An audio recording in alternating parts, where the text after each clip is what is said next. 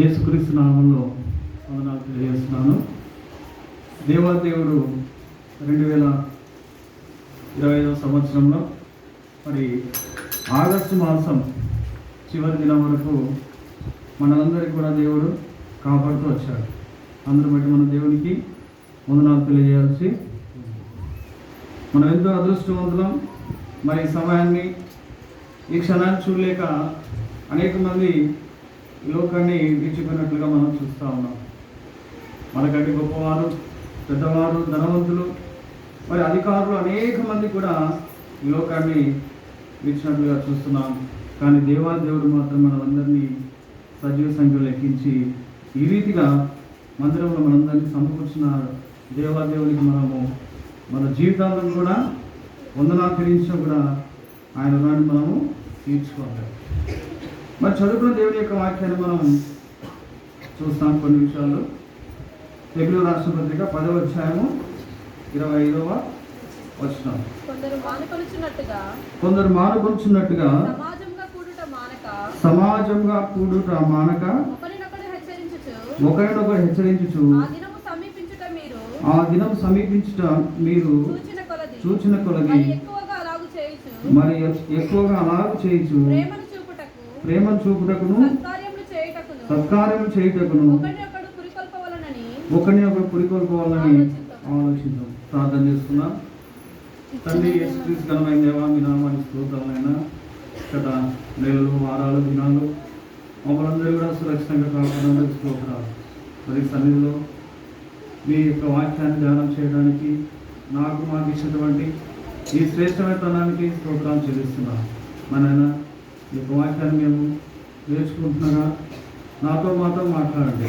నిలబడుతున్న మీ దాసుని మరి తన్ని మరుగుపరిచి మీ మాటలు బయలుపరచమని ప్రార్థిస్తున్నాను. చేరవచ్చిన బిడ్డలకు క్షేమకరమైనటువంటి సందేశం ఇవ్వడానికి సహాయం చేయండి. నా తండ్రి, మేము మాట్లాడితే మీ బిడ్డల యొక్క సమయం వృధా అవుతుంది. మీరు మాట్లాడినప్పుడు ఆ మాటలు మా క్షేమాన్ని కలిగిస్తారు. అలాగే తండ్రి, మీరు మాతో మాట్లాడే మహిమ పొందబడి యేసుక్రీస్తు నామములో ప్రార్థిస్తున్నాం తండ్రి, ఆమేన్. దేవుని బిడ్డలారా, మరి మా సంఘగా పరిగాల దగ్గర వాక్యం చెప్పాలంటే కొంచెం ధైర్యం ఉండాలి. ఎందుకంటే దైవసేనడు ప్రతి వారము, ప్రతి కూడికలో, ప్రతి మెసేజ్లో ఏదో ఒక కొత్తదనం. చాలామంది సేవకులు ఉంటారు, చెప్పినది చెప్పడం, ఏవో చెప్తా ఉంటారు. కానీ మన అదృష్టం ఏంటంటే మంచి దైవజనురాలు మరి కొత్త అంశాలు ప్రతి వారము, ప్రతి కూడికలో మనం నేర్చుకుంటాము. మరి అందరూ బట్టి దేవుని మనం స్తుతించాలి. మరి అలాంటి గొప్ప దైవజనుడు దేవుడిచ్చినందుకు దేవునికి మరొకసారి వందనాలు తెలియజేస్తున్నాం. ప్రేమ దేవుని బిడ్డలారా, ఈ సమయంలో మరి బలవర్తమానంగా హెబ్రీయుల రాసిన పత్రిక నుంచి కొన్ని విషయాలు మనం చదువుకున్నాం. అందులో ఏంటంటే కొందరు మానుకొనుచున్నట్టుగా సమాజంగా కూడుట మానక. బలవర్తమానంలో మనం నేర్చుకోవాల్సిన విషయం ఏంటంటే మనం బలలో ఎలా పాలుపంపులు పొందాలి, ఎలా బలలో సమీపించాలి, మరి మన క్రైస్తవ జీవితం ఎలా ఉండాలి అనేటువంటి కొన్ని విషయాలు మనం నేర్చుకున్నాం. ఇక్కడ చూస్తే మరి కొందరు మానుకొనుచున్నట్లుగా సమాజంగా కూడటం మానక. అంటే బలలో మనం పాలుపంపులు పొందాలంటే సమాజంగా కూడాలి, దేవుని యొక్క మందిరంలో చేరాలి. కొంతమంది ఇళ్ళ దగ్గరే ఉండి బలలో పాల్పంపులు ఉంటుంటారు. కొంతమంది పాసలు తీసుకుపోతామంటారు. క్రీస్తునందు ప్రేమ దేవుని బిడ్డలారా, మనం ఏంటంటే సమాజంగా కూడుకోవాలి. దేవుని సంఘంలో, దేవుని సన్నిధిలో సమాజంగా సమూహంగా కూడుకొని మరి అక్కడ వాక్యం మనం చూస్తే ఒకరిని కూడా హెచ్చరించుచు అనుదినము సమీపించడం మీరు చూసిన కొలది ఎక్కువగా అలాగూ చేయగలరు. ప్రతి దినం కూడా అంటే మన సమయ అనుకూలతను బట్టి మనం అక్కడ ఏం చేయాలన్నా సమూహంగా కూడవలసిన వరమై ఉన్నాం. మనం చాలాసార్లు మన జీవితంలో కేవలం ఒక ఆదివారం మాత్రమే మందిరానికి రాగలుగుతాం. కనీసం మనము వారంలో 2-3 సార్లైనా రాలేకపోతాము. మరి మందిరంలో ఏముంటుందంటే దేవుడు ఇచ్చేటువంటి హెచ్చరికలు ఉంటాయి. దేవుడు ఇచ్చేటువంటి కొన్ని వాగ్దానాలు ఉంటాయి. దేవుడు కొన్ని విషయాల ద్వారా మనతో మాట్లాడుతూ ఉంటారు. ఆ మాటలు మన జీవితాలకు ఎంతైనా మార్పు కలిగిస్తాయి. ఆ మాటలు ఎంతైనా మన జీవితంలో ఒక క్రమకరమైనటువంటి క్రమ పద్ధతిలో జీవితాన్ని నడిపించుకోవడానికి అవసరమైనటువంటి హెచ్చరికలు అక్కడ మనకు దొరుకుతాయి. ఎక్కడికున్నా కూడా మన ఈ లోక సంబంధమైనటువంటివి ఉంటాయి, కానీ దేవుని వాక్యం అనేటువంటిది కేవలం దేవుని యొక్క మందిరంలో మాత్రమే మనకు దొరుకుతుంది అనే విషయాన్ని మనం గమనించాలి. తర్వాత ఒకరిని కూడా హెచ్చరించు, ఆ దినము సమీపించిన మీరు చూసిన కొలది ఎక్కువగా అలాగు చేయాలి. ఎందుకు చెప్తా ఉన్నాడు అంటే దేవుని రాకడ సమీపించి ఉన్నారు. దేవుని యొక్క వాక్యం అనేటువంటిది మరుగైపోతూ ఉంది. దేవుని యొక్క వాక్యం అనేటువంటిది చాలా చోట్ల ప్రకటించడానికి అవకాశం లేదు. చాలా చోట్ల వ్యతిరేకతలు వస్తున్నాయి. దేవుని యొక్క వాక్యం మందిరాలు మూసివేయబడతా ఉన్నాయి. దేవుని యొక్క సేవకుని హింసిస్తూ ఉన్నారు. క్రైస్తవుల పైన దాడి రోజు రోజుకు పెరుగుతూ ఉంది. మరి దేవుడు ఇచ్చినటువంటి ఈ ఆయుష్లో మన జీవితాన్ని మనము సక్రమంగా క్రమంగా నడిపించుకొని మరి దేవుని యొక్క సన్నిధిలో సత్కార్యములు చేయొచ్చు. ఒకరికొకరు పురి దొరుకుకోవాలి. పురి కోసం ఉంటుంది. పురి కోసం ఎప్పుడైతే బాగా పురి ఉంటుందో దానికి బలం ఉంటుంది. నా ఆత్మీయ జీవితంలో కూడా వాక్యం అనేటువంటిది ఎప్పుడైతే మన హృదయంలో ఉంటుందో మన ఆత్మీయ జీవితం అంత గట్టిగా ఉంటుంది. పురి కోసుకు ఎప్పుడైతే పురి గట్టిగా ఉండదో లూజుగా ఉంటుందో అది తెగిపోవడానికి అవకాశం ఉంది. నీ ఆత్మీయ జీవితం నా ఆత్మీయ జీవితం కూడా అంతే. మన వాక్యంలో ఎప్పుడైతే పురికొల్పబడతామో, ఎప్పుడైతే వాక్యంలో మనం నిలకడగా ఉండగలుగుతామో మన ఆత్మీయ జీవితాన్ని మరి గట్టిగా మనం కాపాడుకోవడానికి అవకాశం ఉంది. ప్రియమైన దేవుని బిడ్డలారా, మొట్టమొదటిగా మనం బలలో పాల్పొంపులు పొందాలంటే ఏం చేయాలి? సమాజంగా కూడుకోవాలి. సమాజంగా కూడుకోనకుండా దేవుని యొక్క వాక్యాన్ని వినకుండా చాలామంది మనం ఏం చేస్తామంటే లాస్ట్లో వచ్చి బలలో పాల్పొంపులు పొందుతారు. కాబట్టి అది క్రమమైనటువంటి పద్ధతి కాదు. మరి బలలో పాల్పొంపులు పొందాలంటే మనం ఏం చేయాలి? మొట్టమొదటిగా సమాజంగా కూడుకోవాలి. దేవుని సన్నిధిలోనే ఉండాలి. వాక్యాన్ని వినాలి.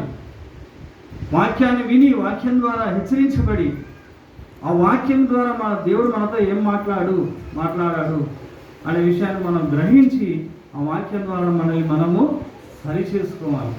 గతంలో చేసిన తప్పులు ఏమన్నా ఉన్నట్లయితే క్షమాపణ కోరాలి. ఆ తప్పుల్ని మళ్ళీ ఫ్యూచర్లో చేయకూడదు. కాబట్టి మనము సమాజంగా కూడుకొని బలలో పాల్పొంపులు పొందుతున్నామా లేదా ఒక్కసారి మనల్ని మనం పరీక్షించుకోవాలి. రెండో అంశంగా చూద్దాం. యాకోబు రాసిన పత్రిక 5వ అధ్యాయము 8వ వచనం. ప్రభు రాక సమీపించుచున్నది కనుక మీరు ఓపిక కలిగి ఉండుడి, మీ హృదయములను స్థిరపరచుకొనుడి. రెండవ విషయం ఏంటంటే ఓపిక ఉండాలి. ప్రభు బలలో పాల్గొనాలంటే ఓపిక ఉండాలి. తర్వాత స్థిరమైనటువంటి మనస్సు, క్రీస్తునందు స్థిరమైనటువంటి మనసు మనం కలిగి ఉండాలి.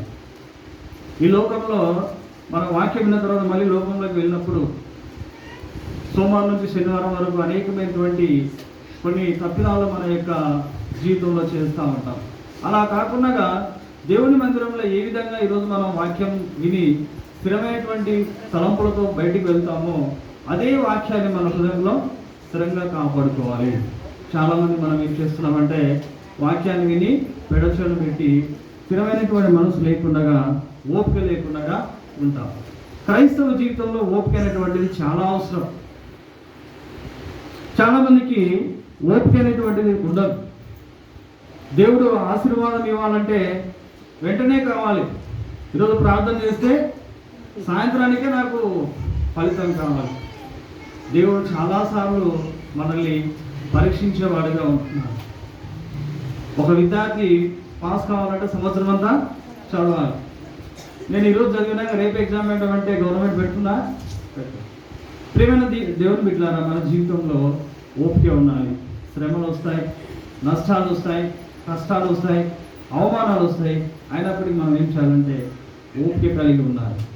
ఉదాహరణకి ఒక ఎగ్జాంపుల్ నేను చెప్పడానికి ప్రయత్నం చేస్తా.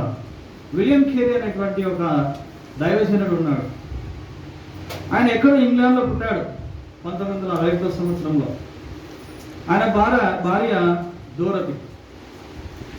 విలియం కేరీ కంటే ఆయన వయసులో పెద్దది. మరి ఆయన దేవుని ద్వారా రక్షించబడి దేవుని ద్వారా మారు మనసు పొంది దేవుని యొక్క వాక్యం ద్వారా తన జీవితాన్ని మార్చుకొని మన దేశానికి వస్తాడు. మన దేశానికి వచ్చి 1992 సంవత్సరంలో అక్కడ ఒక సెరంపూర్ మిషనరీ బాప్టిస్ట్ సొసైటీని ఆయన నిర్మాణం చేసి మన క్రైస్తవుల కోసం ఆయన ఎన్నో చేశాడు. ఈనాడు తెలుగు బైబిల్ మన చేతిలో ఉందంటే కేవలం ఆయన దయ. ఆయన మొట్టమొదటిగా ఒక అర్థయంత్రాన్ని తయారు చేసి బైబిల్ని అనేకమైనటువంటి తెలుగు భాషలోకి తర్జుమా చేశాడు. ఆయన చాలా కష్టపడితే ఒక్కరే ఒకరు రక్షించబడ్డారు. ఆయన 7 సంవత్సరాలు కష్టపడితే ఒక్కరే ఒకరు రక్షించబడ్డారు. ఆయన మరి ఆయన ఎంతో ఓపిక కలిగి ఉండాలి. అలాంటి దైవజనుడు మరి కలకత్తాకు వచ్చి అక్కడ ఒక మరి బ్యాప్టిస్ట్ మిషన్ స్థాపించి మరి బెంగాల్ భాష నేర్చుకొని ఆ నుంచి మళ్ళీ సంస్కృతం భాష నేర్చుకొని మరాఠీ, మలయాళం అన్ని భాషలు నేర్చుకొని కొత్త నిబంధనలు కొన్ని భాషలకు తర్జుమా చేసి మళ్ళీ బైబిల్ అందరినీ కొన్ని భాషలకు తర్జుమా చేయడం జరుగుతూ వచ్చింది. మరి ఆయన ఎంత ఓపిక కలిగి ఉన్నాడు. ఒకసారి బైబిల్ అన్నీ కూడా ప్రింట్ చేసే సందర్భంలో కొన్ని కొత్త నిబంధన పుస్తకాలు ప్రింట్ చేసినటువంటి సందర్భంలో అన్నీ కాలిపోతాయి. అయినా కూడా ఆయన వదిలిపెట్టకుండా మరి దేవుని యొక్క ఉచితమైనటువంటి కృప చేత మరి ఓపికతో కష్టపడి ఆ బైబిల్ ప్రింట్ చేయడం జరుగుతూ వచ్చింది. మరి ఆయన దాదాపు 41 సంవత్సరాలు మిషనరీగా పనిచేశారు. మరి మన భారతదేశంలో అనేకమైనటువంటి సేవా కార్యక్రమాలు చేసి అనేకమైనటువంటి అనాగరికంగా ఉన్నటువంటి మనుషులని ఒక పద్ధతిలో జీవించడానికి దేవుని ద్వారా ఆయన ప్రేరేపించబడ్డాడు. మిషనరీలు కేవలం వాక్యమే కాదు, వాక్యంతో పాటుగా విద్యా వైద్యం కూడా. మరి ఆయన జీవితంలో మరి ఆ చేసినటువంటి సేవను పురస్కరించుకొని గవర్నమెంట్ కూడా ఆయనకు సత్కారం చేయడం జరుగుతారు.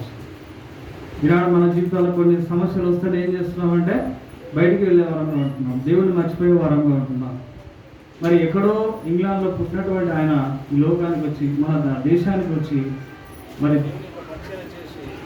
దేవుని యొక్క స్వార్థ ప్రకటిస్తూ మరి దేవుని యందు అనేక మంది సంఘాలు స్థాపించి మరి దేవుని యొక్క విషయాలు అనేక తెలియని వారికి అంతా కూడా ఆయన తెలియజేస్తూ మరి ఓపికతో ఉన్నట్లుగా మనం చూస్తాము. ప్రేమ దేవుని బిడ్డలారా, మన జీవితంలో ఇలాంటి ఓపిక కలిగి ఉన్నామా లేదా? మరి ఆ విలియం కేరీ లేకపోతే ఈనాడు తెలుగు బైబిల్ మనం చదివే వాళ్ళం కాదు, ఈనాడు వాక్యాలు చదివే వాళ్ళం కాదు.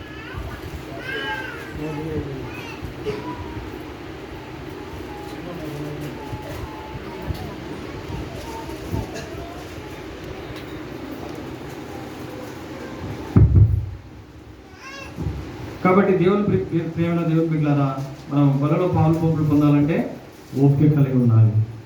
ఎదుటి వ్యక్తులు మనల్ని బాధ పెడుతున్నప్పటికీ, దేవుడు నమ్ముకున్నప్పుడు మరి శ్రమలు వస్తున్నప్పటికీ మనం ఏం చేయాలంటే ఓపిక కలిగి ఉండాలి. ఓపిక లేకపోతే మనం సరి చేసుకొని ఈ రోజు నుంచి అయినా నా జీవితంలో ఓపిక నేర్పించు. కొంతమంది గృహాల్లో ఓపిక ఉండదు, పనులు క్షణాలు అయిపోవాలంటారు. ఈ ఓపిక లేని జీవితం ద్వారా అనేకమైనటువంటి సమస్యలు కుటుంబాల్లో మరి సంఘాల్లో తలెత్తేటువంటి ప్రమాదం ఉంది. కాబట్టి మనం ఓపిక కలిగి జీవిస్తున్నామో లేదో ఒకసారి మనం పరీక్షించుకుందాం. ఇక మూడవ అంశంగా చూద్దాం. మూడవ అంశంగా 1 కొరింథీ 11:25 మనకు బాగా పరిచయమైనటువంటి వాక్యం. 1 కొరింథీ 11:25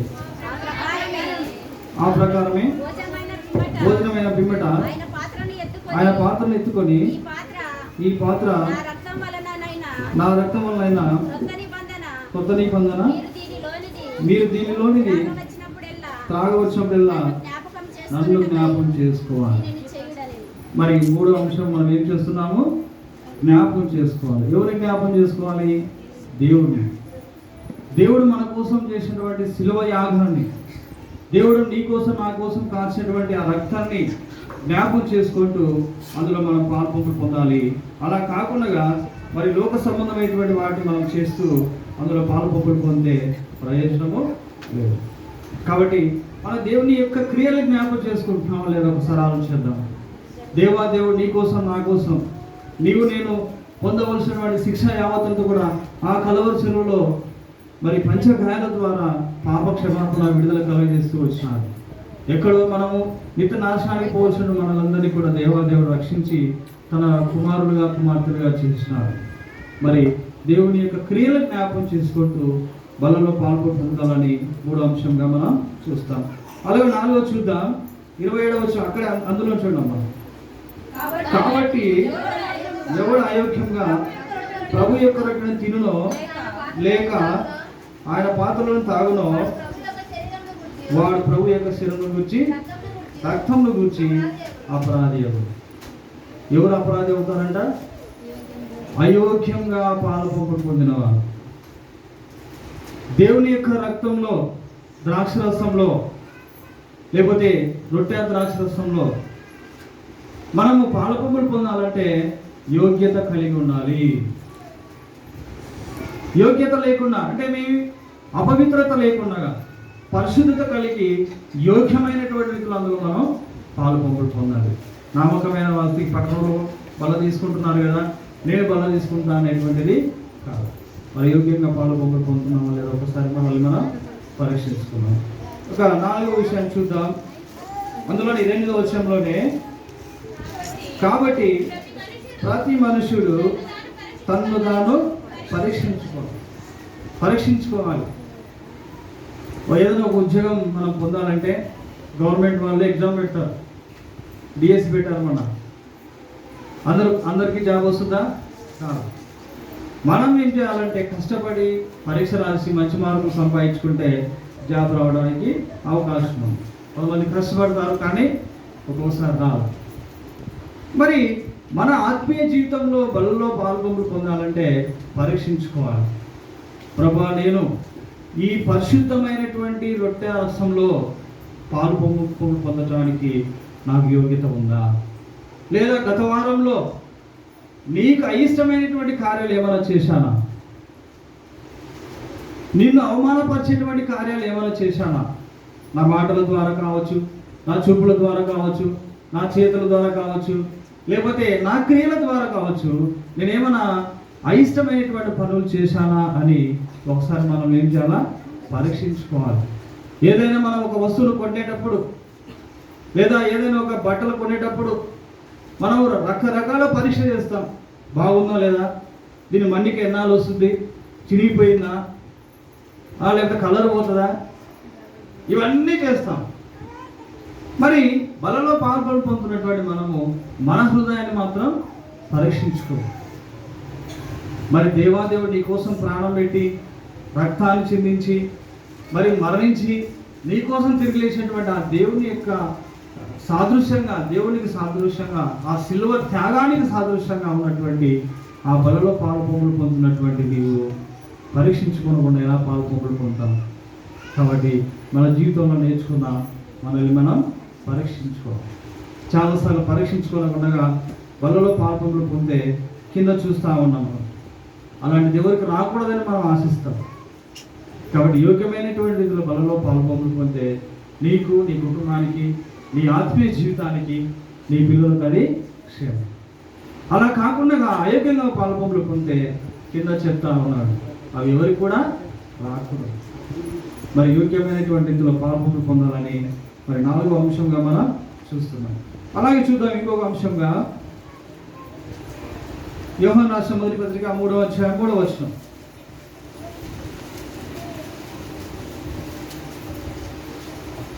యోహాను రాసిన మొదటి పత్రిక ఆయన యందు ఈ నిరీక్షణ పెట్టుకొనిన ప్రతి వాడును ఆయన పవిత్రుడై ఉన్నట్టుగా చదవండి. 3వ వచనం. ఈ నిరీక్షణ పెట్టుకొని ప్రతి వాడును ఆయన పవిత్రుడున్నట్టుగా తన్ను పవిత్రంగా చేసుకొను. పాపం చేయవాడిని ఆయన ఏం చేస్తాడంట? పవిత్రంగా చేస్తాడు. ఎప్పుడు? ఆయన రక్తంలో నువ్వు నీ పాపాలు కడుక్కున్నట్లయితే, క్షమాపణ కోరినట్లయితే. మరి ఈ 5వ అంశంగా దేవుని యొక్క బలలో పాల్గొంపులు పొందాలంటే ఏముండాలి? పవిత్రత ఉండాలి. మనం పవిత్రత చేయబడ్డామా? మన పాపాలన్నీ కూడా ఆయన రక్తంలో కడిగి పరిశుద్ధులుగా చేసుకున్నామో లేదో ఒకసారి మనం ఆలోచించేద్దాం. ఒకవేళ మనం పరిశుద్ధులం కాలేకపోతే, మన క్రియల్ని పరిశుద్ధంగా చేసుకోలేకపోతే ఇప్పుడైనా కనీసం ప్రభా గతంలో నేను ఈ పాపాలు చేశాను క్షమించు, నీ రక్తంలో కడిగి పరిశుద్ధంగా చేయని మనం క్షమాపణ కోరి మరి అందులో పాల్గొని పొందితే అది మనకు క్షేమం. కాబట్టి మనం పవిత్రత కలిగి ఉన్నామా లేదా, పరిశుద్ధత కలిగి ఉన్నామా లేదా ఒకసారి మనం ఆలోచిద్దాం. మనం ఏదైనా ఒక బట్టలు కొనాలనుకోండి, అవి మురిగిపోయినట్టు కొంటామా? వాళ్ళకి ఏదైనా మరకలు అయితే కొంటామా? ఎందుకు? బాగుండాలి, శుభ్రంగా లేదు కాబట్టి మనం దాన్ని కొనం. మరి మన హృదయం ఎలా ఉండాలి? దేవునికి పరిశుభ్రంగా ఉండాలి. పవిత్రత కలిగినటువంటి హృదయాలు అందులో పాల్పొందులు పొందితే మంచిది. ఆ పరిశుద్ధత నీకు నాకు ఉందా లేదా ఒకసారి మనం